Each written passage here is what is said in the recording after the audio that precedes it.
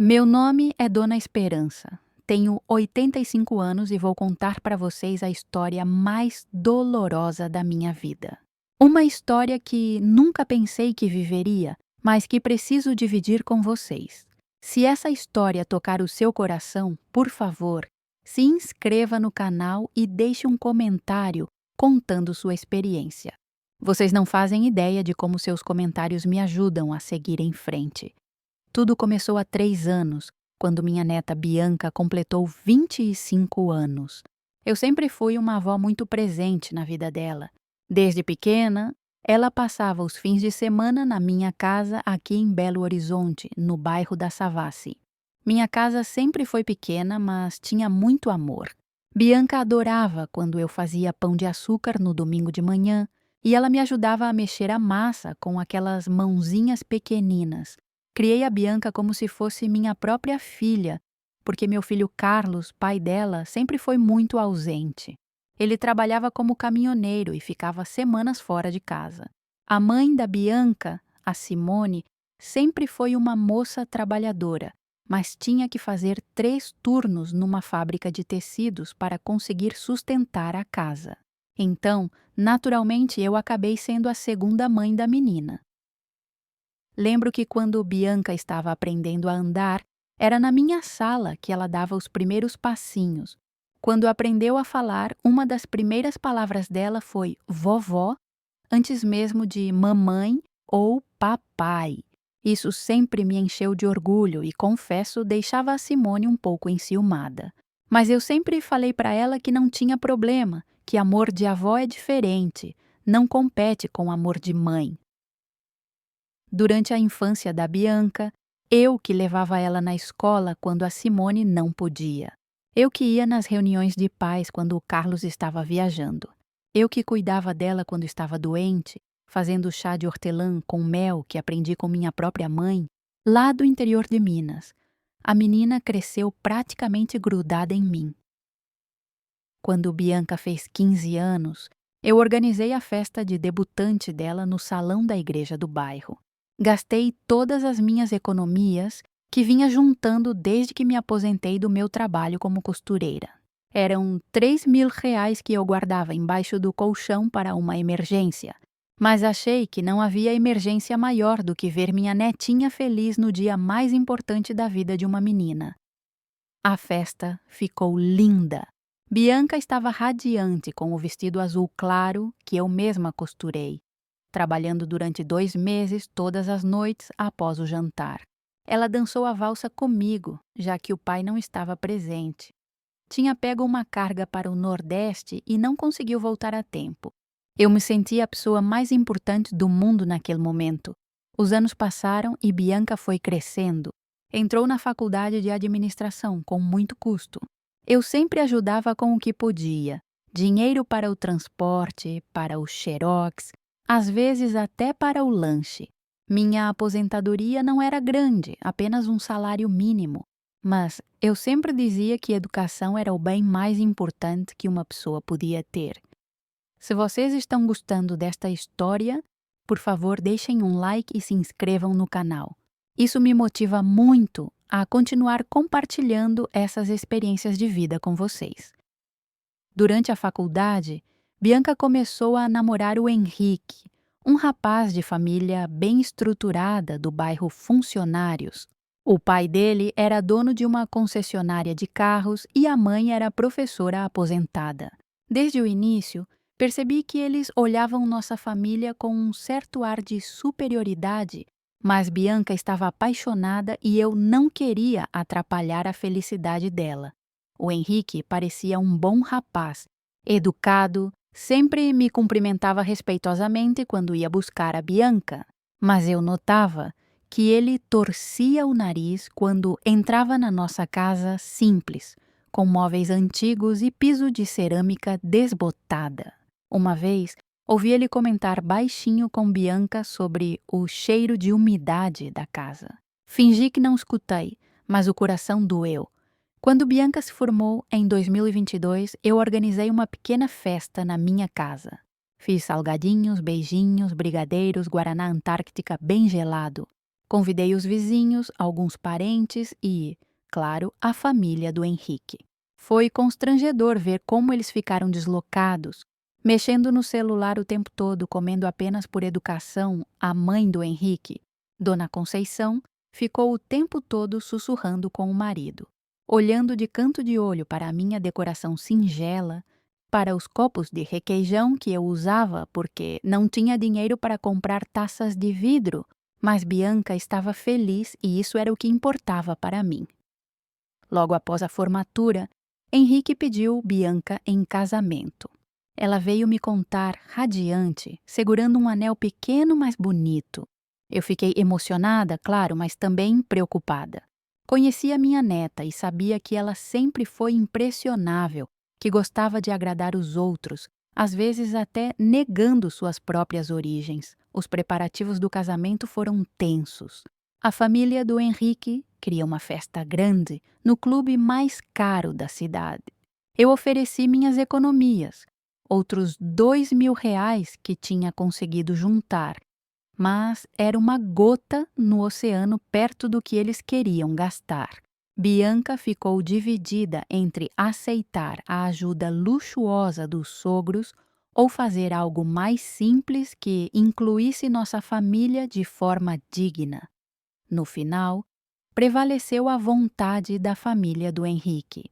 O casamento foi num lugar caríssimo, com mais de 200 convidados, a maioria pessoas que eu nunca tinha visto na vida.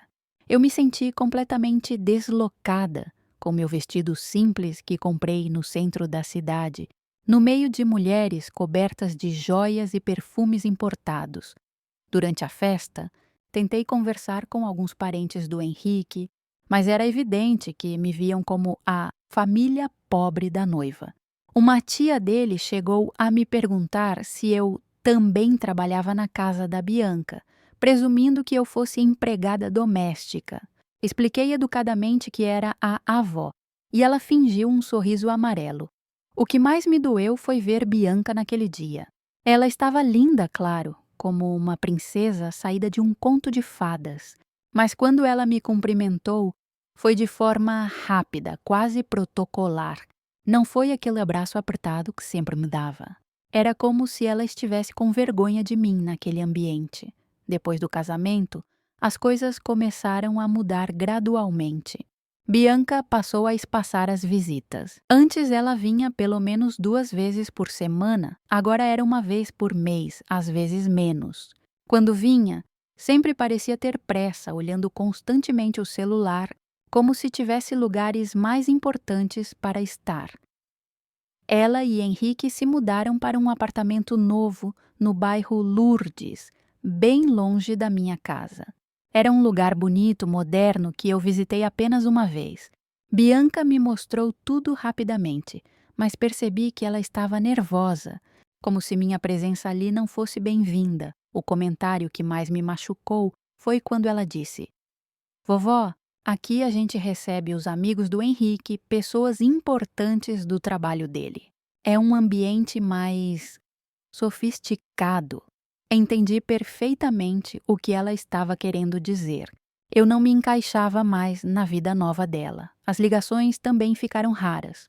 Antes, Bianca me ligava todo dia, às vezes só para saber se eu tinha almoçado, se estava bem. Agora, passavam semanas sem eu ouvir a voz dela.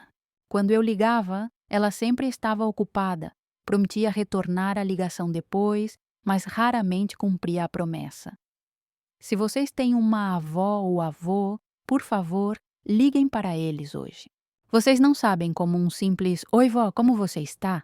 pode fazer diferença na vida de uma pessoa idosa.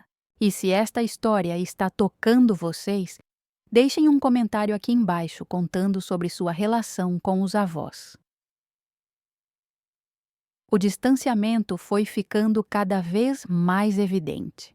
Nas poucas vezes que nos encontrávamos, Bianca parecia estar representando um papel, sendo educada demais, formal demais.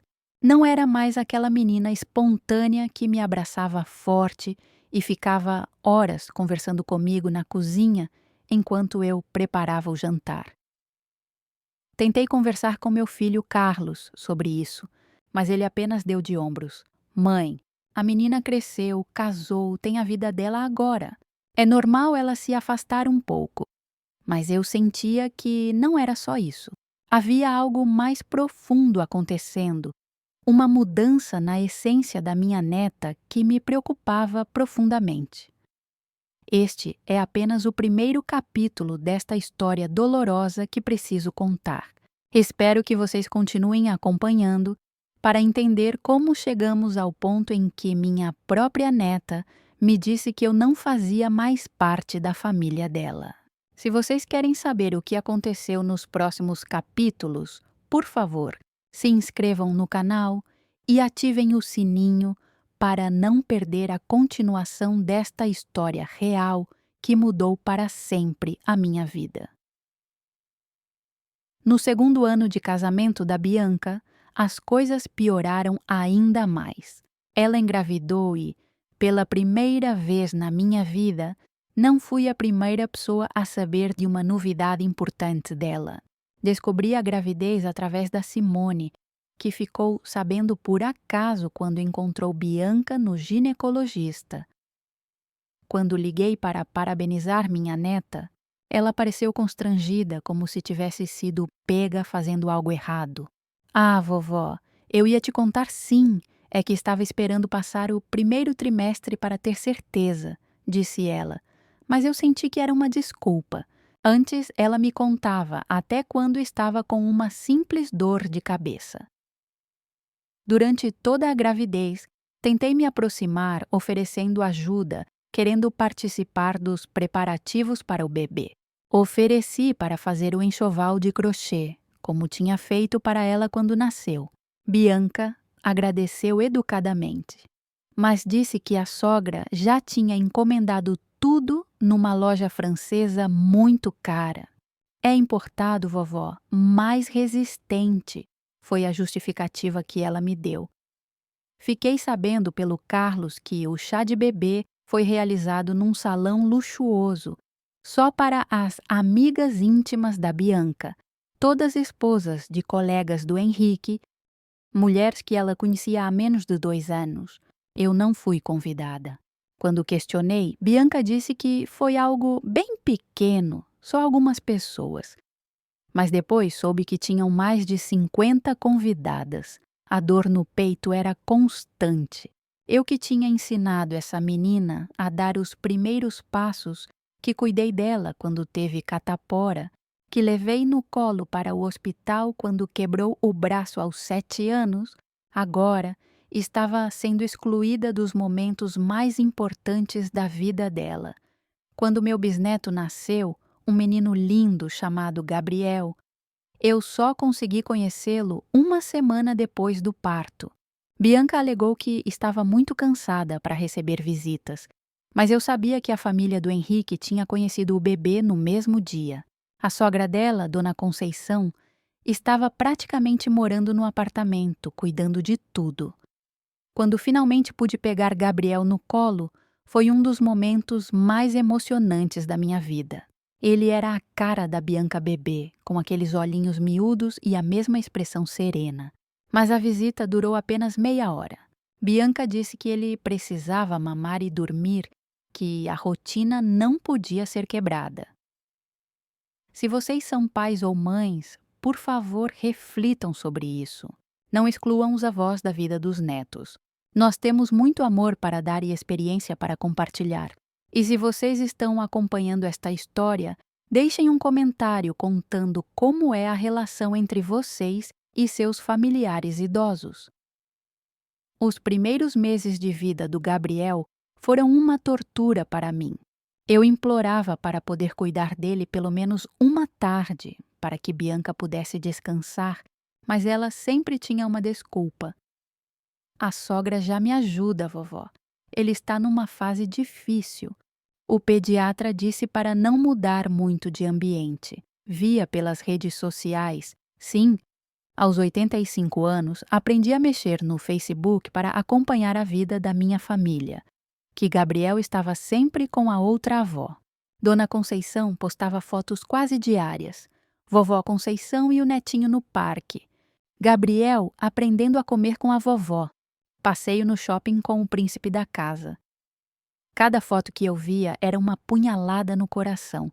Onde estava meu lugar na vida daquela criança? Por que a outra avó podia tudo e eu não podia nada? Tentei conversar com Bianca sobre isso, mas ela sempre desconversava. Vovó, a senhora está sendo dramática. É que a mãe do Henrique tem mais tempo livre. Mais tempo livre? Dona Conceição dava aulas particulares de português, tinha uma vida social ativa, viajava constantemente. Enquanto isso, eu passava os dias sozinha na minha casa, com todo o tempo do mundo para amar e cuidar do meu bisneto, mas sendo privada dessa oportunidade. A situação chegou ao limite no primeiro aniversário do Gabriel. Recebi o convite por WhatsApp 3 dias antes da festa. Era uma mensagem padrão, igual para todos os convidados. Gabriel faz 1 aninho. Venha comemorar conosco no buffet Encanto Real, sábado às 16 horas. Traje, esporte fino. Traje, esporte fino. Eu nem sabia direito o que isso significava. Fui na loja do centro da cidade, onde sempre comprava minhas roupas, e expliquei para a vendedora que precisava de algo para o aniversário do meu bisneto. Ela me vendeu um conjunto azul marinho que custou metade da minha aposentadoria, mas eu queria estar apresentável. A festa foi num buffet caríssimo, decorada com o tema Pequeno Príncipe. Havia mais de 100 pessoas, a maioria desconhecidos para mim. Gabriel estava lindo, com uma roupinha social que devia custar mais que minha roupa inteira. Mas quando tentei me aproximar dele, a babá, sim, eles tinham contratado uma babá. Disse que ele estava no horário da soneca e não podia ser incomodado. Fiquei sentada numa mesa no fundo do salão, junto com 2 tias distantes do Henrique que também pareciam deslocadas. Durante toda a festa, observei Dona Conceição comandando tudo. Ela que carregava Gabriel no colo, ela que o levava para cumprimentar os convidados, ela que estava nas fotos oficiais com o aniversariante. Quando chegou a hora de cantar parabéns, eu me posicionei próxima ao Gabriel, esperando poder participar do momento especial. Mas Bianca organizou as pessoas para a foto. Henrique, ela, Gabriel e os 2 casais de avós, ou seja, Dona Conceição e seu marido, ocuparam o lugar de honra ao lado dos pais. Eu fiquei na segunda fileira, quase escondida atrás de outros parentes. Foi naquele momento que algo se quebrou dentro de mim. Ali estava meu bisneto, a continuação da nossa família, comemorando seu primeiro ano de vida, e eu era tratada como uma convidada qualquer. A mulher que tinha criado sua mãe, que tinha sido a figura materna mais presente na infância dela, agora era apenas mais uma pessoa na multidão.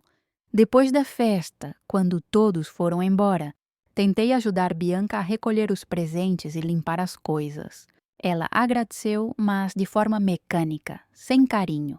Quando ofereci para levar Gabriel para passar um fim de semana na minha casa, algo que sempre fazíamos quando ela era criança, Bianca foi categórica.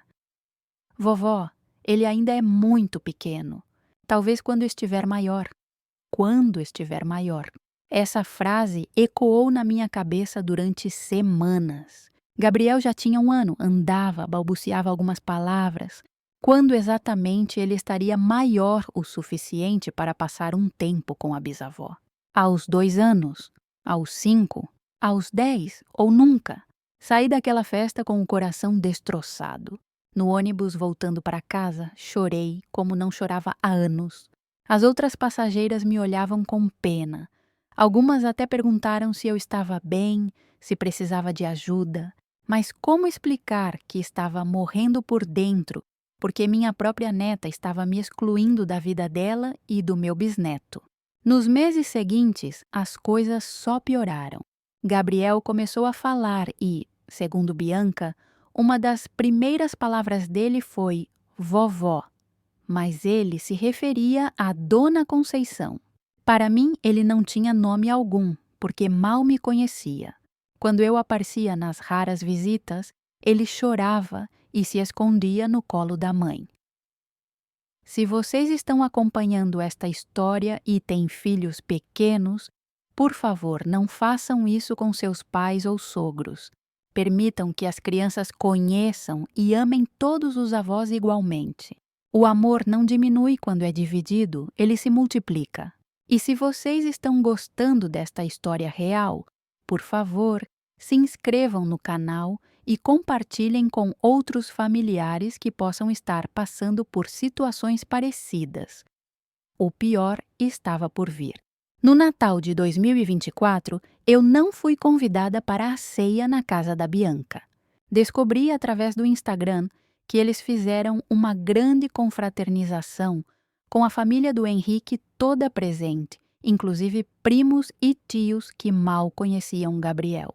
Eu passei o Natal sozinha, comendo um Chester pequeno que comprei só para não deixar a data passar em branco. Liguei para Bianca no dia seguinte, tentando manter a voz firme. Filha, você não me convidou para o Natal. Aconteceu alguma coisa? Ela respondeu com uma frieza que nunca tinha ouvido antes. Vovó, foi uma coisa bem familiar mesmo, só os parentes próximos. Parentes próximos. Eu, que tinha sido mãe e pai para ela durante toda a infância, agora não era considerada parente próxima. Aquela frase foi como um soco no estômago. Desliguei o telefone e chorei até não ter mais lágrimas. Foi então que comecei a perceber que Bianca não estava apenas se afastando, ela estava ativamente me excluindo da família. E o pior de tudo estava para acontecer. Nos próximos capítulos, vou contar como essa exclusão chegou ao seu ápice da forma mais cruel que uma pessoa pode imaginar. O ano de 2025 começou da pior forma possível para mim. Em janeiro, soube através de uma vizinha que Bianca estava grávida novamente. Mais uma vez, eu não fui a primeira a saber. A vizinha tinha visto ela no supermercado comprando vitaminas para a gestante e comentou: "Que bom que sua neta vai dar um irmãozinho para o Gabriel." Fiquei em choque. Minha própria neta estava esperando o meu segundo bisneto e eu descobria por acaso, através de terceiros. Quando liguei para ela, Bianca confirmou a gravidez como se fosse uma informação sem importância. É verdade, vovó. Estou de 3 meses. É uma menina, uma menina. Meu coração se encheu de esperança por alguns segundos. Talvez com uma bisneta eu conseguisse resgatar aquela relação especial que sempre tive com Bianca. Talvez as coisas mudassem. Ofereci imediatamente para fazer o enxoval, para ajudar nos preparativos, para estar presente de qualquer forma que ela precisasse. A resposta de Bianca foi seca. Obrigada, vovó, mas já está tudo organizado. A sogra já encomendou tudo num ateliê em São Paulo. São peças exclusivas, desenhadas especialmente para a bebê. Peças exclusivas, desenhadas especialmente. Enquanto isso, o enxoval que eu tinha feito para ela com tanto carinho quando nasceu, cada ponto dado com amor durante noites inteiras, não tinha valor algum para minha própria neta. Durante os meses seguintes da gravidez, tentei de todas as formas me aproximar. Ligava quase todos os dias, mas Bianca raramente atendia. Quando atendia, a conversa era sempre rápida e formal. Oferecia para acompanhá-la nas consultas médicas, como sempre fiz quando ela era pequena e ficava doente. A resposta era sempre a mesma: "Não precisa, vovó. O Henrique me acompanha e, quando ele não pode, a sogra vai comigo." A sogra. Sempre a sogra. Dona Conceição tinha se tornado a figura materna principal na vida da minha neta. Era ela quem opinava sobre nomes para a bebê, sobre a decoração do quarto, sobre o hospital onde a criança nasceria. Eu era mantida à margem de tudo, como se minha opinião e minha experiência não valessem nada. Em maio, quando Bianca estava de 7 meses, tentei uma última aproximação. Fui até o apartamento dela sem avisar, levando uma manta de crochê que tinha feito para a bebê. Passei 2 meses trabalhando nela, escolhendo o fio mais macio que encontrei, fazendo um padrão delicado de flores pequeninas em tons de rosa e branco. Quando Bianca abriu a porta, sua expressão não foi de alegria, mas de incômodo. Vovó, que surpresa! Mas eu estava saindo agora. Tenho consulta médica. Mostrei a mantinha que tinha feito, explicando cada detalhe, o tempo que tinha dedicado, o carinho que coloquei em cada ponto. Ela pegou a manta educadamente, mas sem entusiasmo. Que lindo, vovó. Obrigada. Não houve aquele brilho nos olhos que ela sempre teve quando ganhava alguma coisa minha. Não houve o abraço apertado de agradecimento. Foi uma reação protocolar, fria, como se eu fosse uma conhecida distante fazendo um presente por obrigação. Se vocês têm avós que ainda fazem coisas para vocês, seja uma comida especial, um tricô, qualquer demonstração de amor, valorizem isso. Não deixem que o tempo passe e vocês se arrependam depois. E se esta história está mexendo com vocês, por favor, se inscrevam no canal e comentem aqui embaixo suas próprias experiências com a família. Gabriel, que agora estava com quase 2 anos, estava no apartamento naquele dia. Quando tentei me aproximar dele, me cumprimentar, ele correu para trás da mãe e começou a chorar. Ele está numa fase difícil com estranhos, explicou Bianca como se eu fosse uma estranha para meu próprio bisneto. Estranha. Essa palavra ecoou na minha cabeça durante dias. Como eu podia ser estranha para uma criança que carregava meu sangue, que era neto do filho que criei, que era filho da menina que praticamente criei como se fosse minha filha? Mas era isso que eu tinha me tornado. Uma estranha na minha própria família. Minha bisneta nasceu em julho, numa clínica particular caríssima. Fiquei sabendo do nascimento através de uma mensagem no grupo da família no WhatsApp. Um grupo que Bianca tinha criado, mas onde raramente escrevia alguma coisa. A mensagem dizia apenas: Helena nasceu hoje às 15h30, 3,248 centímetros. Mãe e bebê passam bem. Helena. Um nome bonito, mas que eu descobri que tinha sido escolhido pela sogra em homenagem à avó paterna do Henrique. Mais uma vez, eu não tive participação em nada. Nem mesmo a sugestão de um nome me foi pedida. Fui conhecer Helena uma semana depois do nascimento e novamente a visita foi protocolar. A bebê estava linda, pequenininha, com os traços delicados da nossa família. Mas quando peguei ela no colo, Bianca ficou visivelmente nervosa, como se eu fosse machucar a criança. Cuidado com a cabecinha, vovó. Ela ainda é muito molinha. Cuidado com a cabecinha. Como se eu não tivesse criado um filho e ajudado a criar uma neta. Como se não soubesse segurar um bebê. Aquela desconfiança me doeu profundamente. Bianca não confiava em mim, nem mesmo para segurar minha própria bisneta. Os meses seguintes foram uma repetição do que tinha acontecido com Gabriel. Helena crescia cercada pelo amor e atenção da outra avó, enquanto eu era mantida à distância. Dona Conceição postava fotos diárias nas redes sociais. Vovó dando banho na princesa. Helena aprendendo a sentar com a vovó. Passeio no parque com os netinhos. Enquanto isso, eu passava os dias sozinha na minha casa pequena, olhando as fotos antigas de quando Bianca era criança. Fotografias dela comigo na cozinha, aprendendo a fazer pão de açúcar. Dela dormindo no meu colo durante as tardes de domingo. Dela me ajudando a regar as plantas no quintal. Tudo isso parecia ter acontecido em outra vida.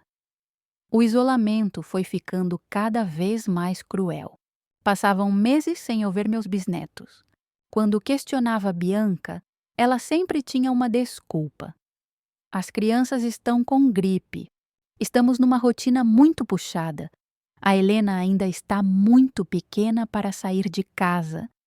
Mas eu via pelas redes sociais que as crianças saíam constantemente com a outra avó. Iam ao shopping, ao parque, à casa de praia da família do Henrique. A rotina puxada e os cuidados com a saúde só se aplicavam quando se tratava de visitar a bisavó pobre. O que mais me machucava era perceber que Gabriel e Helena estavam crescendo sem me conhecer. Para eles, eu não existia. Não tinham memórias comigo, não sabiam que eu os amava incondicionalmente, não tinham a menor ideia de que tinham uma bisavó que daria a vida por eles. Em dezembro de 2025, aconteceu algo que foi a gota d'água. Bianca organizou uma festa de Natal na casa dela e convidou toda a família, menos eu. Descobri através das fotos que Carlos postou no Facebook. Estavam todos lá. Meu filho, a Simone, alguns primos, a família inteira do Henrique e até alguns amigos próximos. Eu não estava em lugar algum daquelas fotos. Era como se eu não existisse, como se nunca tivesse feito parte daquela família. Nas imagens, via Gabriel e Helena brincando, rindo, rodeados de adultos que os enchiam de carinho e atenção. E eu, que deveria estar ali como a matriarca da família, estava ausente. Se vocês chegaram até aqui nesta história, por favor, deixem um comentário contando se já passaram por alguma situação parecida na família de vocês. Essas experiências são mais comuns do que imaginamos, e é importante falarmos sobre isso para que outras pessoas não sofram o que eu sofri. Liguei para Carlos no dia seguinte, tentando entender por que não tinha sido convidada para o Natal da minha própria família. Meu filho, constrangido, disse que achava que eu sabia da festa, que tinha sido um mal-entendido. Mas eu sabia que não era verdade. Bianca tinha deliberadamente me excluído. Foi então que tomei uma decisão dolorosa, mas necessária. Resolvi ir até o apartamento dela e ter uma conversa franca. Precisava entender o que tinha acontecido com minha neta, por que ela tinha mudado tanto, por que estava me tratando como se eu fosse uma intrusa na vida dela. No próximo capítulo, vou contar sobre essa conversa que mudou tudo e como minha própria neta pronunciou as palavras mais cruéis que já ouvi na minha vida. Palavras que ainda ecoam na minha cabeça todas as noites antes de dormir e que me fazem questionar tudo o que construí. Ao longo de 85 anos de vida, foi no início de janeiro de 2026 que tomei coragem para ir até o apartamento da Bianca e ter a conversa mais difícil da minha vida. Era uma tarde de terça-feira, muito quente aqui em Belo Horizonte. Peguei 2 ônibus para chegar ao bairro Lourdes, suando dentro da roupa mais arrumada que tinha. Durante todo o trajeto, ensaiei o que ia falar, tentando encontrar as palavras certas para expressar minha dor sem soar como uma velha resmungona. Quando toquei a campainha, demorou um tempo para Bianca atender.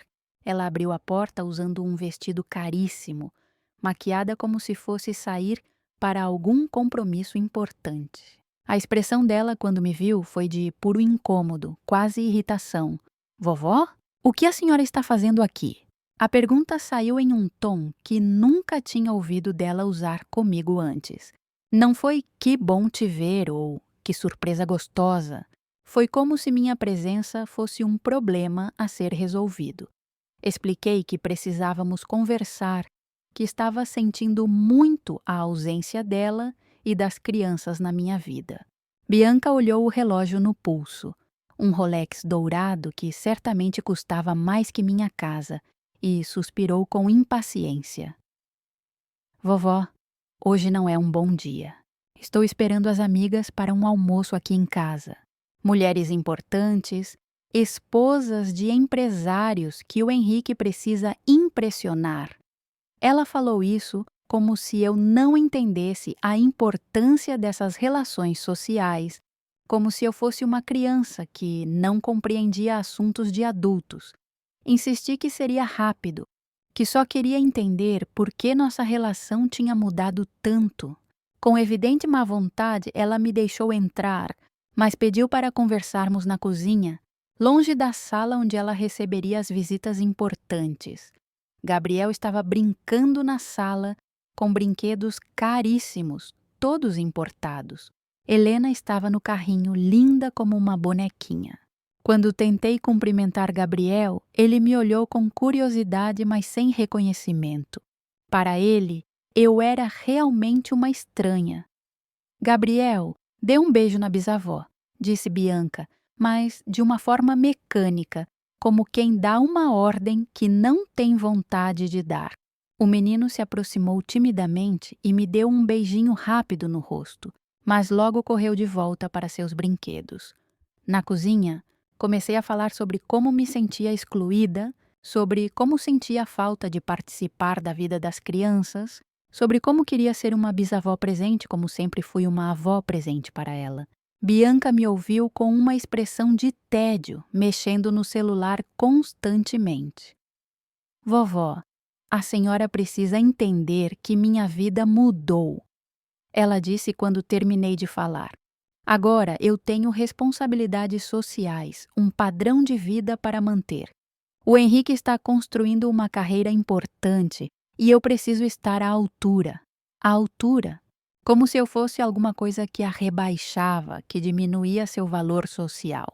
Tentei explicar que não queria atrapalhar sua vida nova, só queria um cantinho, um espaço pequeno para amar meus bisnetos. Foi então que ela disse as palavras que mudaram tudo. Vovó, a senhora não entende. Essas crianças vão crescer num ambiente diferente do que eu cresci. Elas vão estudar nos melhores colégios, vão viajar para o exterior, vão conviver com pessoas influentes. Eu não posso deixar que elas se acostumem com essa vida simples que a senhora representa. Essa vida simples que a senhora representa. Cada palavra foi como uma facada no coração. A vida simples que eu representava era a vida que tinha permitido que ela existisse, que tinha dado amor, educação e valores quando os pais dela não podiam estar presentes. Se vocês estão acompanhando esta história, por favor, se inscrevam no canal e deixem um comentário. Às vezes, precisamos falar sobre essas dores para conseguir seguir em frente. E talvez minha experiência ajude outras pessoas que estão passando por situações parecidas. Tentei argumentar que amor não tinha classe social, que carinho de bisavó era importante, independente da condição financeira. Mas Bianca estava irredutível. Ela tinha abraçado completamente o mundo da família do Henrique e estava determinada a apagar qualquer conexão com nossas origens humildes. Vovó, a senhora já fez sua parte na minha criação. Agora eu sou adulta, casada, mãe. Preciso pensar no que é melhor para meus filhos e conviver com esse ambiente mais simples não vai contribuir para o futuro deles. O ambiente mais simples. Ela estava falando da casa onde cresceu, dos domingos que passamos juntas fazendo pão de açúcar, das noites que cuidei dela quando estava com febre. Tudo isso agora era ambiente simples, que poderia prejudicar o futuro dos meus bisnetos. Naquele momento, percebi que tinha perdido minha neta para sempre. A Bianca que eu conhecia carinhosa e grata tinha morrido. No lugar dela estava uma mulher que eu não reconhecia, obcecada por status social e disposta a sacrificar os laços familiares em nome de uma vida que não era verdadeiramente dela. As lágrimas começaram a rolar pelo meu rosto, mas Bianca não demonstrou compaixão alguma. Pelo contrário, pareceu incomodada com minha emoção, como se fosse uma manifestação inadequada para aquele ambiente sofisticado que ela tinha construído. Vovó, por favor, não faça drama. A senhora já viveu sua vida, criou seu filho, me ajudou quando eu era criança.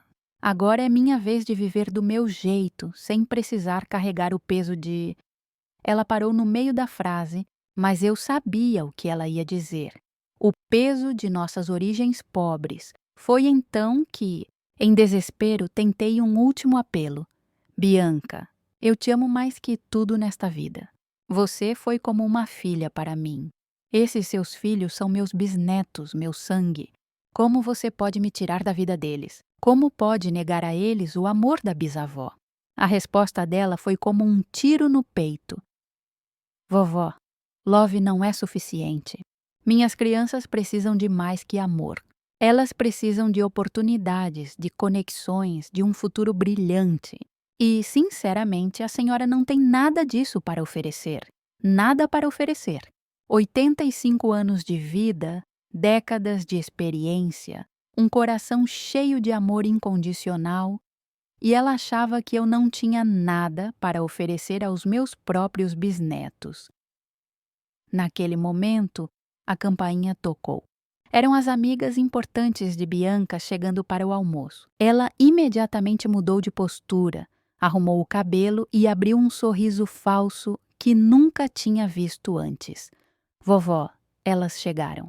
A senhora precisa ir embora agora, ela disse, me conduzindo rapidamente até a porta dos fundos, a porta de serviço, para que eu não passasse pela entrada principal onde suas amigas poderiam me ver. A porta de serviço. Minha própria neta me colocou para fora pela porta de serviço, como se eu fosse uma empregada sendo dispensada. Aquela humilhação foi maior que todas as outras que tinha sofrido até então. Saí de lá arrasada, caminhando pelas ruas do bairro nobre sem rumo, chorando sem conseguir parar. As pessoas passavam por mim e desviavam o olhar, incomodadas com a visão de uma velha chorando na rua. Peguei o ônibus de volta para casa com o coração despedaçado. Durante todo o trajeto, não conseguia parar de pensar nas palavras cruéis que tinha ouvido. Como uma pessoa que eu amava tanto podia ter se tornado tão diferente? Como o amor que dediquei a ela durante décadas podia ter sido descartado tão facilmente? Chegando em casa, me sentei no sofá velho da sala e olhei para as fotos da Bianca criança espalhadas pela estante. Em todas elas ela estava sorrindo, feliz, grudada em mim. Onde tinha errado? O que tinha feito de tão terrível para merecer ser tratada daquela forma? Nos dias seguintes, tentei processar tudo o que tinha acontecido. Conversei com algumas vizinhas amigas, mas a maioria não entendia completamente a situação. Ah, esperança. É assim mesmo quando os netos casam com gente rica, diziam, tentando me consolar. Mas eu sabia que era mais que isso.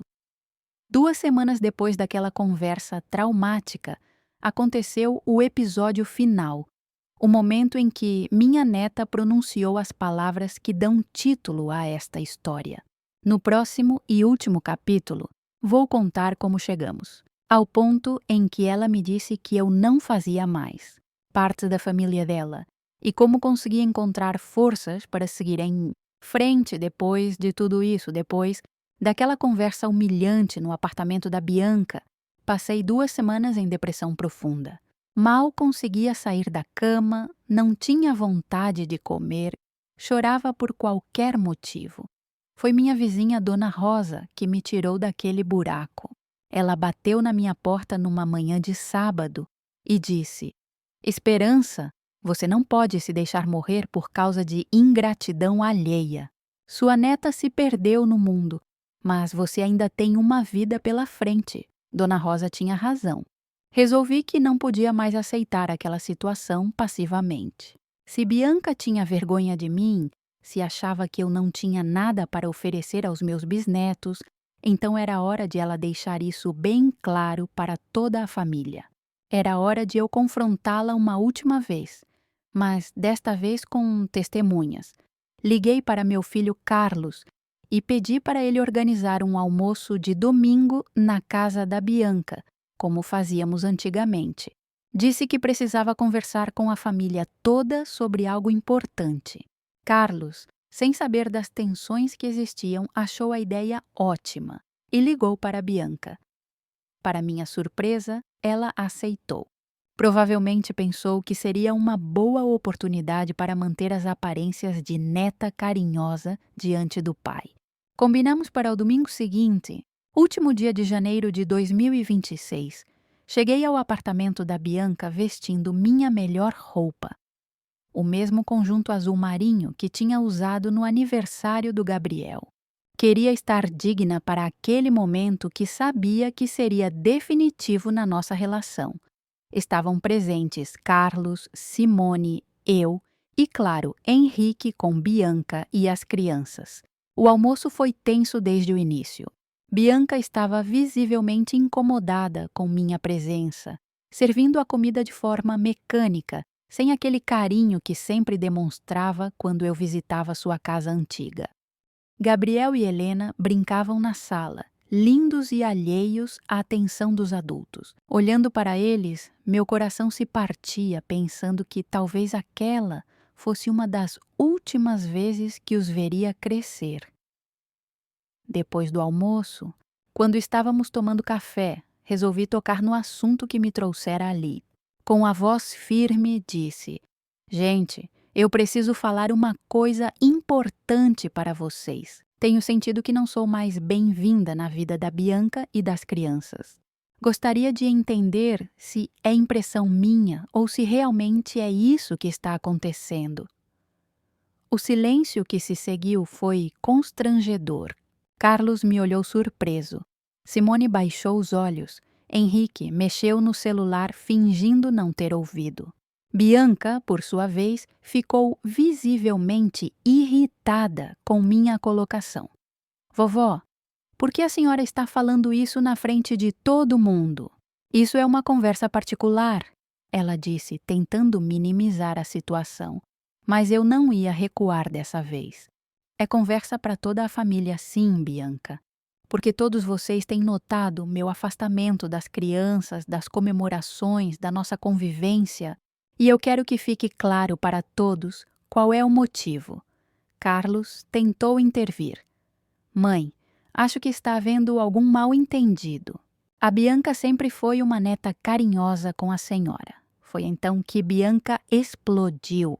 Toda aquela educação forçada, toda aquela pose de neta exemplar desapareceu num segundo. Não é mal-entendido nenhum, pai.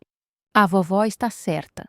Eu realmente não quero mais ela na minha vida nem na vida dos meus filhos. O choque na face de Carlos foi visível. Simone levou a mão à boca incrédula. Henrique continuou mexendo no celular como se aquilo não fosse com ele. E eu, mesmo esperando por aquela confirmação, senti como se tivesse levado um soco no estômago. Bianca! Carlos exclamou. Como você pode falar isso da sua avó? Se vocês chegaram até aqui nesta história, por favor, deixem um comentário contando o que acharam. Essas situações familiares são mais comuns do que imaginamos, e é importante discutirmos sobre elas para que outras pessoas não sofram sozinhas como eu sofri. Mas Bianca não parou por aí. Toda a raiva que ela vinha guardando, toda a vergonha que sentia de nossas origens explodiu naquele momento. Pai, você não entende. Eu construí uma vida nova, um padrão social que preciso manter. Meus filhos vão crescer no meio de pessoas influentes, vão ter oportunidades que nós nunca tivemos.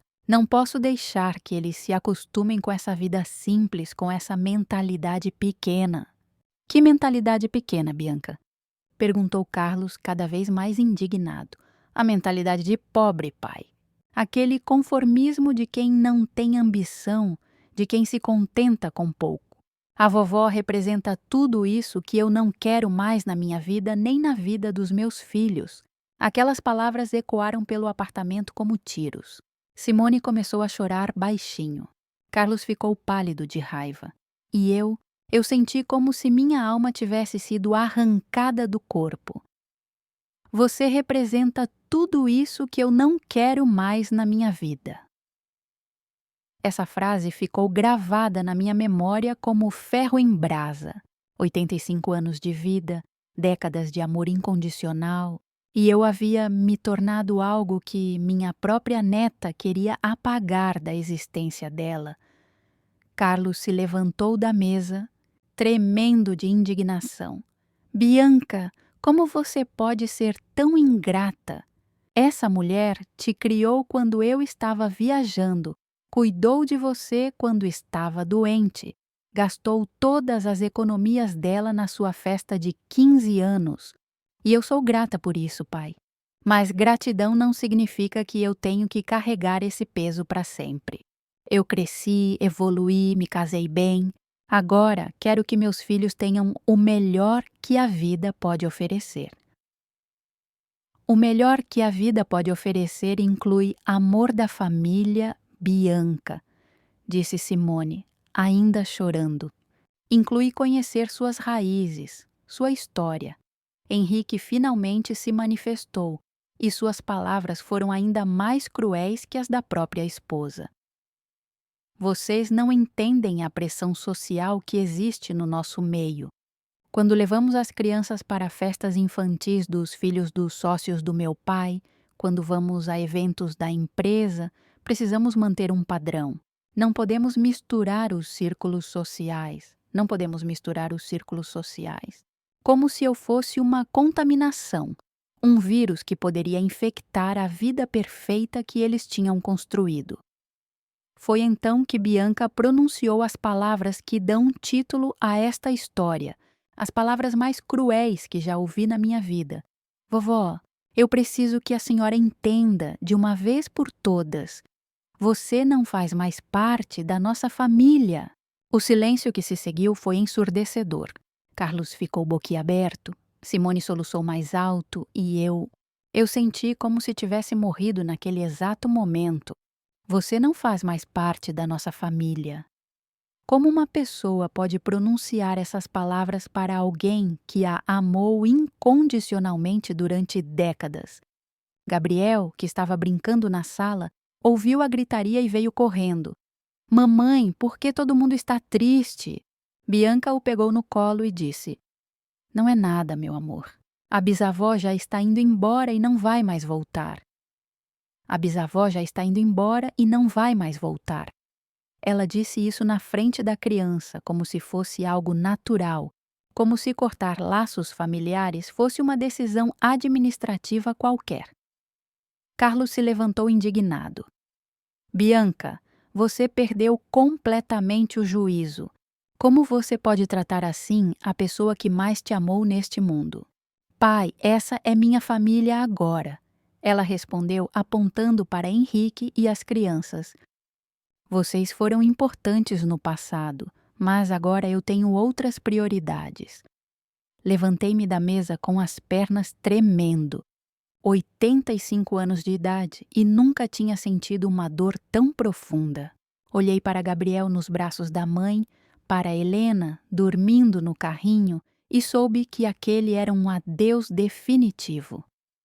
Está bem, Bianca, eu disse, com a voz embargada, mas tentando manter a dignidade. Se é isso que você quer, se eu realmente não faço mais parte da sua família, então eu vou respeitar sua decisão. Mas quero que você saiba que, aconteça o que acontecer na sua vida, eu sempre estarei aqui, porque, diferente de você, eu sei o que é amor incondicional. Saí daquele apartamento pela última vez caminhando ereta, mas por dentro estava completamente destroçada. Carlos e Simone vieram atrás de mim, tentando me consolar, dizendo que iam conversar com Bianca, que ela ia mudar de ideia, mas eu sabia que não ia. Conhecia minha neta melhor que ninguém e sabia que quando ela tomava uma decisão assim era definitiva. Ela tinha escolhido o mundo dos ricos e poderosos, e eu não tinha lugar nesse mundo. Se vocês chegaram até o final desta história, muito obrigada por me acompanharem nesta jornada dolorosa. Por favor, se inscrevam no canal e compartilhem nos comentários suas próprias experiências familiares. Às vezes, falar sobre essas dores nos ajuda a curar. Os primeiros meses após aquele episódio foram os mais difíceis da minha vida. Caí numa depressão profunda, não queria sair de casa, não tinha vontade de viver. Chegou um ponto em que Carlos ficou tão preocupado que me levou num psicólogo. Mas sabe o que me salvou?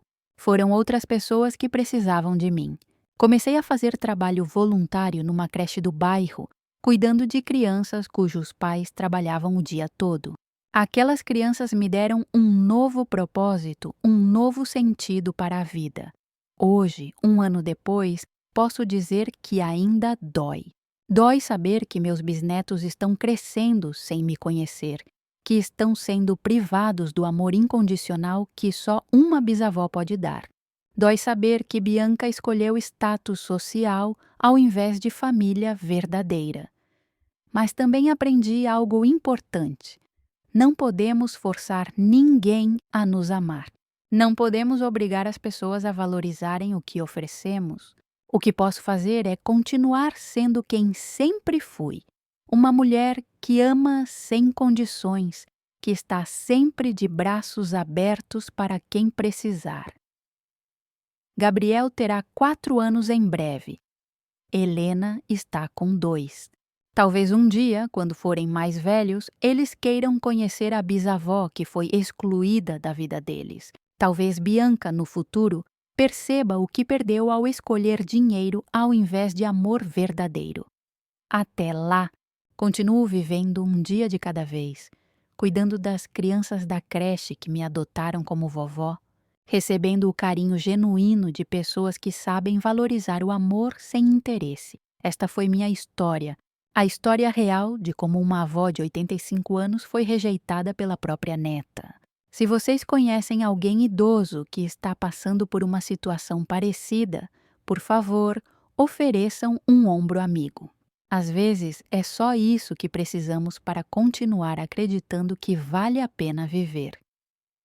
Muito obrigada por me ouvirem até o final. Que Deus abençoe todos vocês e suas famílias. E lembrem-se, valorizem quem os ama de verdade, porque um dia pode ser tarde demais